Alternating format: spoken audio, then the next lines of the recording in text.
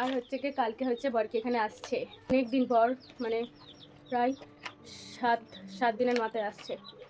হচ্ছে বাড়িতে একা আছি, আর এই যে দেখতে, এই যে আমার কাকার ছেলে আর আমি একা বাড়িতে আছি।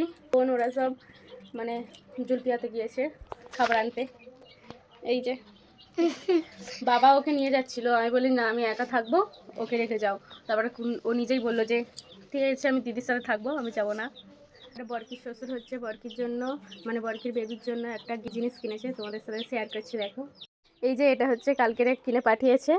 এই দেখো জিনিসটা শুধু কি দারুণ জিনিসটা হচ্ছে। আর কিউট কিউট বালিশ, কিউট কিউট ছোট্ট ছোট্ট কি মানুষ পুচকি জিনিস।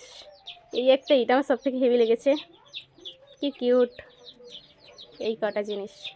তারপর আমার বাবাও মানে হসপিটালে একটা জিনিস কিনে দিয়েছে, ওটা নিয়ে মানে ওটাতে করেই ও আসবে। তো আমার অনেক সুন্দর লেগেছে, মনে হচ্ছে যেন আমি বাচ্চা হয়ে এর ভেতরে ঢুকে চাই। আমার বর তো মানে কালকেরে চলে গেছে, দেওর আনতে এসেছিল, চলে গেছে ও কালকেরে। আর তোকে কেউ ভালোবাসবে না, এবারে ওই সোনাটাকে ভালোবাসবে। আর এদিকে হচ্ছে বরকে ভিডিও কল করেছিল, পুচকি সোনার সাথে কথা বলছিলাম, মানে ভিডিও কলে দেখাচ্ছিল আমাদের। আর বরকির সাথে অনেকক্ষণ কথা বলছিলাম, বাবা ওর সাথে কথা বলছিল। রিয়া চলে এসেছে এই খাবার নিয়ে, এই যে মোগলাই। এই ভিডিওটা হচ্ছে আমার বর দেখবে আর বলবে হ্যাঁ হ্যাঁ আমি চলে আসার পর সব খাওয়া হচ্ছে।